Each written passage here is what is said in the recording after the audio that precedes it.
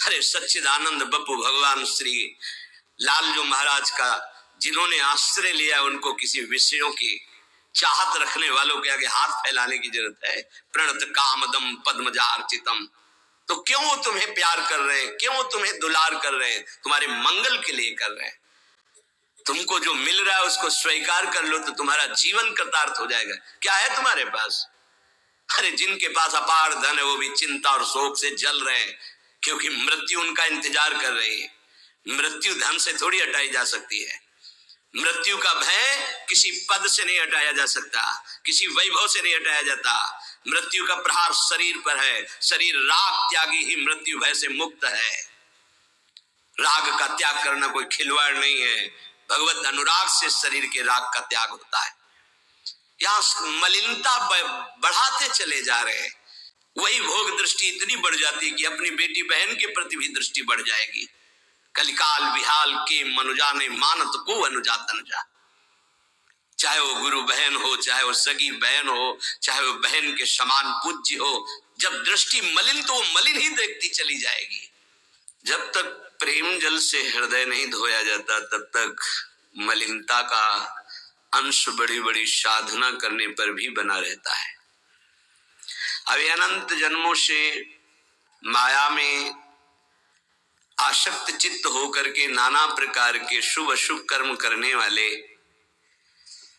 जब भगवत कृपा से पुनः सत्संग प्राप्त करते हैं और साधन मार्ग में लगते हैं तो माया अपना प्रबल रूप धारण करती है। या तो ऐसी अनुकूलता प्रदान करती है कि वो भूल जाए, और या ऐसी प्रतिकूलता झोंक देती है कि उसको लगता है कुछ नाम जपने से नहीं, कुछ साधन करने से नहीं, दुख तो वैसे ही घेरे हुए है। धैर्य छूट जाता है और भगवत मार्ग से विमुख आचरण करने लगता है। इसलिए उपासक को बहुत सरल ढंग से समझना चाहिए कि पुरानी फसल यदि बाजरा बोई है और बाजरा की रोटी मिल रही तो अगली फसल गेहूं बो दिया तो कल ही नहीं रोटी बना लोगे। 5-6 महीने लगेंगे किसान मेहनत करके, खेती तैयार करके, दाना बो करके, सींच करके, संभाल करके, फिर भी वो अतिवृष्टि, अनावृष्टि, ओले वृष्टि आदि से बच जाए, सुरक्षित हो जाए, तो सुरक्षित अनाज घर आ जाए, फिर वो पीस कर रोटी बना सकता है। तुम अनंत जन्मों से मनमानी आचरण करते रहे, आज नाम शुरू किया है तो वो तूफान नहीं उठे। नष्ट करने के लिए वो अपना स्वरूप धारण करेगा। उसकी गुलामी सहते रहे अभी, काम क्रोध लोभ मोह मद मत्सर। अब तुमको धैर्य पूर्वक नाम को पकड़े रहना। जैसे आंधी चले तो हम पहाड़ का आश्रय ले लें, हटे ना इधर उधर। श्री भगवान कह रहे मामेव ए प्रपद्यन्ते माया में ताम तरन्ते। माया का तूफान आएगा पर तुम मेरे चरणों को पकड़े रहना, छोड़ना नहीं। पर ये जिनका मलिन हृदय है ना, वो सोचते हैं 4 दिन नाम जप करेंगे सारे दुख मिट जाएंगे। हाँ, पक्का मिट जाएंगे, जड़ से मिट जाएंगे। पर धैर्य पूर्वक जीवन को आगे बढ़ाओ। भगवत विमुख होने से तुम्हारा मंगल ही अमंगल है, भगवत सन्मुख होने पर मंगल ही मंगल है। थोड़ा धैर्य धारण करो, तुम्हारी ये फसल तैयार हो जाए, फिर देखना आनंदित हो जाओगे। पर ये कुसंग मन का और तन का, ये दोनों परमार्थ में टिकने नहीं देते।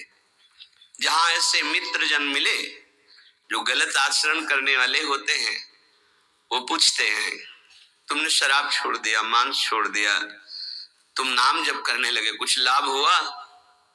अरे कुछ नहीं होने वाला, तुम देख लो करके। उसके दिमाग में माया तो आक्रमण की ही है। तत्काल नकारात्मक भाव आ जाता है कि नहीं नहीं, भगवत मार्ग में कुछ नहीं मिला, ठीक कह रहे हो, तो आओ हमारे संग फिर हो जाओ। फिर वो माया के मलिन आचरणों में उतर जाता है।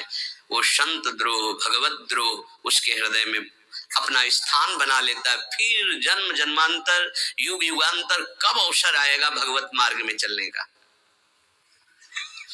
इसलिए जिनको सत्संग मिला है, जिनको नाम जपने का सौभाग्य मिला है, उनको बहुत धैर्यवान होना पड़ेगा। इसको ऐसे पकड़ना होगा कि जैसे हम बहुत बीमार हैं और इस औषधि के सिवा हमारा कोई रास्ता नहीं बचने का, अब हमको कोई औषधि खानी ही है। जासु नाम भवभेषज हरनि घोर त्रैशूल, तीनों तापों का नाश करने की सामर्थ्य और संसार समुद्र से पार करने की सुदृढ़ नौका, भवरोग की अचूक औषधि नाम है।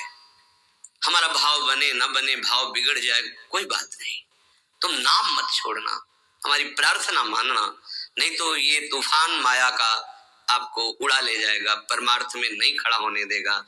बहुत धैर्य पूर्वक दीर्घ काल तक चला जाता है। धैर्य कहते हैं लाभ मिले ना मिले, हानि मिले, अपमान मिले, सम्मान मिले, हम किसी भी स्थिति में हम नाम नहीं छोड़ सकते, वो जीत जाएगा माया से। विपक्ष बहुत जोरदार है, आप क्या समझते हो?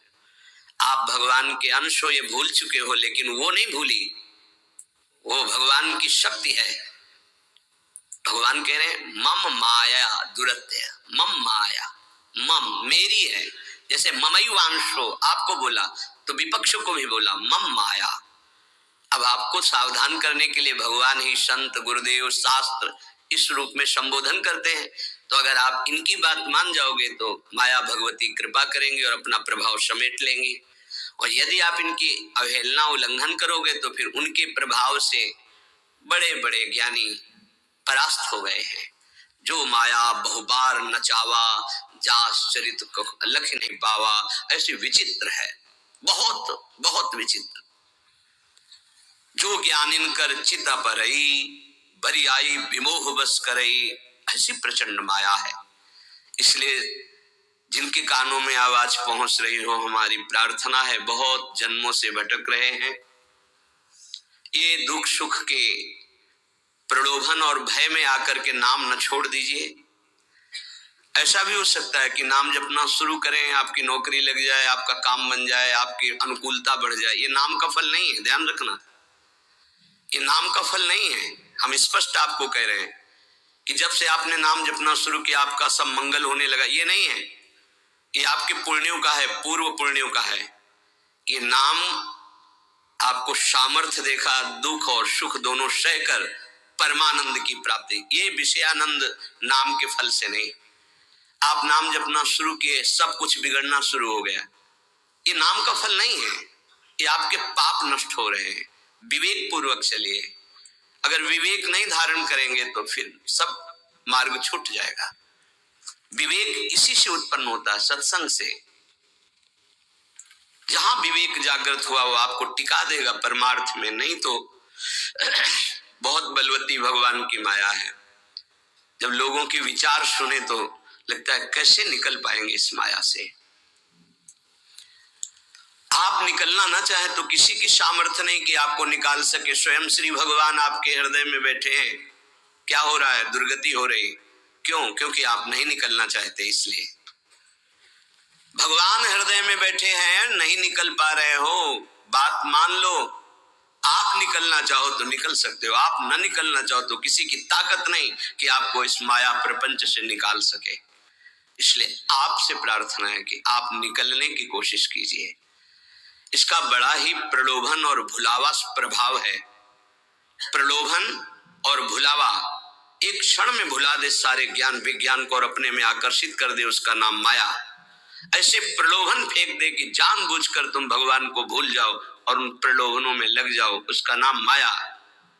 सावधान हो जाइए।